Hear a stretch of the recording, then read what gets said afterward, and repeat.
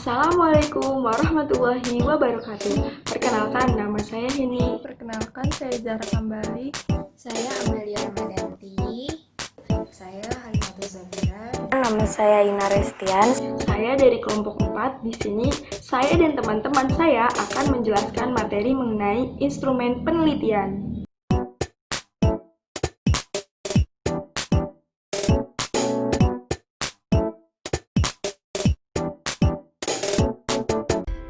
Teknik pengumpulan data. Menyusun instrumen adalah pekerjaan penting di dalam langkah penelitian. Tetapi mengumpulkan data jauh lebih penting lagi, terutama jika peneliti menggunakan metode yang rawan terhadap masuknya unsur subjektif peneliti. Pengumpulan data dalam penelitian perlu dipantau agar data yang diperoleh dapat terjaga tingkat validitasnya dan reliabilitasnya, walaupun telah menggunakan instrumen yang valid dan reliable. Tetapi jika proses penelitian tidak diperhatikan, bisa jadi data yang terkumpul hanya onggokan sampah. Ada beberapa teknik dalam pengumpulan data, yaitu 1. Pengumpulan data melalui kuesioner atau angket, dan sebagian besar penelitian umumnya menggunakan kuesioner sebagai metode yang dipilih untuk mengumpulkan data. Lalu yang kedua, ada pengumpulan data melalui metode interview. Dalam melakukan interview, peneliti harus memerhatikan sikap pada waktu datang, sikap duduk, kecerahan wajah, tutur kata, keramahan, kesabaran, serta keseluruhan penampilan akan berpengaruh terhadap isi jawaban responden yang diterima oleh peneliti. Yang ketiga, ada pengumpulan data melalui metode observasi. Agar teknik ini dapat berjalan dengan efektif, yaitu dengan melengkapi format atau belangko pengamatan sebagai instrumen. Format yang disusun berisi item-item tentang kejadian atau tingkah laku yang digambarkan yang akan terjadi. Dan yang terakhir yaitu pengumpulan data melalui metode dokumentasi. Sumber yang didapat dalam teknik pengumpulan data ini yaitu mencari data mengenai hal-hal atau variabel berupa catatan, transkrip, buku, surat kabar, majalah, prasasti, notulen rapat, lengger, agenda, dan sebagainya.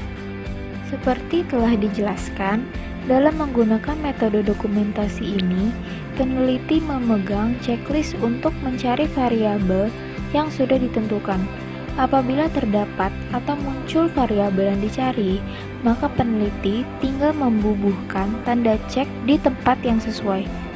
Untuk mencatat hal-hal yang bersifat bebas atau belum ditentukan dalam daftar variabel, peneliti dapat menggunakan kalimat bebas.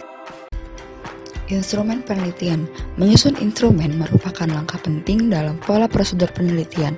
Instrumen berfungsi sebagai alat bantu dalam mengumpulkan data yang diperlukan. Menyusun instrumen penelitian pada dasarnya adalah menyusun alat evaluasi. Nah, terdapat 6 alat evaluasi yang dapat dikembangkan menjadi instrumen penelitian. Yang pertama, ada bentuk instrumen tes. Tes dapat berupa pertanyaan lembar kerja yang dapat digunakan untuk mengukur pengetahuan, keterampilan, dan kemampuan dari subjek penelitian. Lalu ada angket atau kuesioner. Metode ini berbentuk pertanyaan tertulis yang dibuat secara beragam, yaitu diantaranya ada kuesioner terbuka, kuesioner tertutup, dan kuesioner langsung. Dalam menata kuesioner juga harus memperhatikan hal-hal yang berkaitan dengan keindahan, kemudahan mengisi, dan kemudahan memeriksa jawaban. Oleh karena itu, diperlukan kreativitas tampilan kuesioner agar enak dibaca. Lalu ada interview atau wawancara. Wawancara memiliki dua jenis. Ada wawancara bebas atau pewawancara bebas menanyakan apa saja tanpa pedoman. Lalu ada wawancara terpimpin, di mana pewawancara berpedoman pada pertanyaan lengkap dan terperinci, layaknya sebuah kuesioner. Kekuatan interview terletak pada keterampilan seorang pewawancara dalam melakukan tugasnya. Dia harus membuat suasana yang nyaman agar narasumber dapat memberikan informasi yang jujur. Lalu ada observasi. Observasi merupakan pengamatan langsung. Dalam observasi sistematis, si pelaku observasi bekerja sesuai dengan pedoman yang telah dibuat. Pedoman tersebut berupa daftar kegiatan dan pertanyaan yang telah disusun. Lalu ada skala bertingkat atau barisan kolom yang berisi setuju sampai tidak setuju. Skala bertingkat lebih mudah diteliti untuk mengetahui pendapat responden lebih dalam tentang hal yang diteliti. Hal yang harus diperhatikan dalam pembuatan skala bertingkat adalah kehati-hatian membuat skala agar pertanyaan atau pernyataan yang diskalakan mudah terinterpretasi dan responden dapat memberikan jawaban yang jujur. Lalu yang terakhir ada dokumentasi. Pada dokumentasi, peneliti cukup menuliskan tanda centang dalam kolom yang dibuat. Sedangkan pada checklist, peneliti memberikan pada setiap penemuan informasi yang dia dapat. Subjek penelitiannya dapat berupa buku, dokumen, notulen rapat, dan catatan harian. Validitas instrumen. Apa sih validitas instrumen itu? Validitas artinya benar, dan instrumen alat untuk mengerjakan sesuatu. Jadi, salah satu tahap melakukan suatu penelitian yaitu tahap pengambilan data. Data yang diharapkan tentunya adalah data yang baik, bukan? Data yang baik itu data yang seperti apa sih? Data yang baik itu data yang sesuai dengan kenyataan yang sebenarnya, dan data tersebut bersifat tetap atau dapat dipercaya kebenarannya. Maka, data yang sesuai dengan keadaan yang sebenarnya, inilah yang disebut dengan data yang valid. Sedangkan, data yang dapat dipercaya disebut dengan data yang reliable. Supaya diperoleh data yang valid dan reliable, maka instrumen yang digunakan dalam pengumpulan data, baik tes maupun non-tes, harus mempunyai bukti validitas dan reliabilitas. Jadi, suatu instrumen dikatakan valid bila instrumen tersebut dapat dengan tepat mengukur apa yang hendak diukur, sehingga dapat dikatakan bahwa validitas berhubungan dengan ketepatan dan alat ukur. Sebab dalam instrumen yang valid akan menghasilkan data yang valid juga, atau data yang sahih. Reliabilitas instrumen. Reliabilitas merupakan penerjemahan dari kata reliability yang mempunyai asal kata rely yang artinya percaya dan reliable yang artinya dapat dipercaya. Keterpercayaan berhubungan dengan ketepatan dan konsistensi. Menurut Aswar, reliabilitas berhubungan dengan akurasi instrumen dalam mengukur apa yang diukur, kecermatan hasil ukur dan seberapa akurat seandainya dilakukan pengukuran ulang. Kerlinger memberikan batasan tentang reliabilitas, yaitu yang pertama, reliabilitas dicapai apabila kita mengukur himpunan objek yang sama berulang kali dengan instrumen yang sama atau serupa akan memberikan hasil yang sama atau serupa. Yang kedua, reliabilitas dicapai apabila ukuran yang diperoleh dari suatu instrumen pengukuran adalah ukuran yang sebenarnya untuk sifat yang diukur. Yang ketiga, reliabilitas dicapai dengan meminimalkan galat pengukuran yang terdapat pada suatu instrumen pengukur. 1. Reliabilitas atau keandalan empiris soal. Secara empiris, tinggi rendahnya reliabilitas ditunjukkan oleh suatu angka yang disebut koefisien reliabilitas.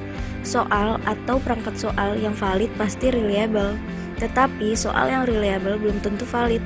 Oleh karena itu, soal yang valid secara teoritis juga sudah reliable atau andal secara teoritis. A. Reliabilitas empiris soal objektif.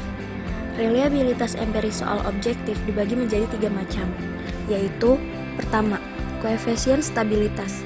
Koefisien stabilitas atau coefficients of stability adalah jenis reliabilitas yang diperoleh dengan cara uji coba ulang atau tes-retest, yaitu dengan memberikan ujian dengan suatu soal kepada sekelompok individu kemudian mengujikan kembali soal tersebut pada kelompok yang sama di waktu yang berbeda. Yang kedua, koefisien ekuivalen. Koefisien ekuivalen atau coefficient of equivalence adalah jenis reliabilitas yang diperoleh dengan cara menguji cobakan dua soal yang paralel pada kelompok yang sama dan waktu yang sama, atau equivalence from method parallel flow method atau alternate flow method. Yang ketiga, koefisien konsistensi internal. Koefisien konsistensi internal atau coefficient of internal consistency adalah reliabilitas yang diperoleh dengan cara menguji cobakan suatu soal dan menghitung korelasi hasil uji coba dari kelompok yang sama. 2. Faktor-faktor yang mempengaruhi reliabilitas instrumen. Menurut Soekardi, koefisien reliabilitas dapat dipengaruhi oleh waktu penyelenggaraan tes dan retest. Interval penyelenggaraan yang terlalu dekat atau terlalu jauh akan mempengaruhi koefisien reliabilitas. Ada juga faktor lain yang mempengaruhi reliabilitas instrumen evaluasi, diantaranya sebagai berikut. A. Panjang tes. Semakin panjang suatu tes evaluasi, semakin banyak jumlah item materi pembelajaran yang diukur. B. Penyebaran skor. Koefisien reliabilitas secara langsung dipengaruhi bentuk sebaran skor dalam kelompok siswa yang diukur. Semakin tinggi sebaran, semakin tinggi estimasi koefisien reliable. C. Kesulitan tes. Tes normatif yang terlalu mudah atau terlalu sulit untuk siswa cenderung menghasilkan skor reliabilitas yang rendah. D. Objektivitas. Yang dimaksud dengan objektif yaitu derajat di mana siswa dengan kompetensi yang sama mencapai hasil yang sama. Materi selanjutnya yaitu beberapa kesalahan dalam pengukuran. Jadi, dapat dijelaskan bahwa pengukuran adalah pemberian angka yang merefleksikan karakteristik suatu objek. Sebuah pengukuran belum tentu memberikan nilai atau angka sebenarnya atas suatu karakteristik yang diukur, melainkan lebih cenderung hanya memberikan nilai atau angka observasi atas karakteristik yang diukur. Jadi, selanjutnya, menurut true score model, skor suatu objek yang diukur biasa disebut dengan XO yang dipengaruhi oleh systematic error, biasa disebut dengan XS, random error, biasa disebut dengan XR, dan true score dari karakteristik objek yang diukur itu sendiri, atau biasa disebut dengan XT. Lalu, dalam persamaan matematis ini dapat dilambangkan sebagai berikut. XO sama dengan XT tambah XS tambah XR. Systematic error atau biasa disebut dengan XS mempengaruhi akurasi pengukuran secara konstan atau terus-menerus. Error ini mempengaruhi observed score atau biasa disebut dengan XO dengan sifat yang sama setiap kali pengukuran dilakukan. Misalnya, karena faktor mekanis, metode error, dan systematic respondent error. Jadi, yang dimaksud dengan metode error adalah suatu instrumen alat ukur yang tidak bekerja dengan akurat sebagaimana mestinya. Adapun yang dimaksud dengan systematic respondent error adalah adanya social desirability bias, yaitu kecenderungan seseorang untuk menjawab pertanyaan sedemikian rupa sehingga membuat dirinya kelihatan positif sesuai dengan norma yang standar dan diakui banyak orang. Selanjutnya yaitu random error. Random error dapat mempengaruhi akurasi pengukuran karena faktor Bayesian atau faktor situasional.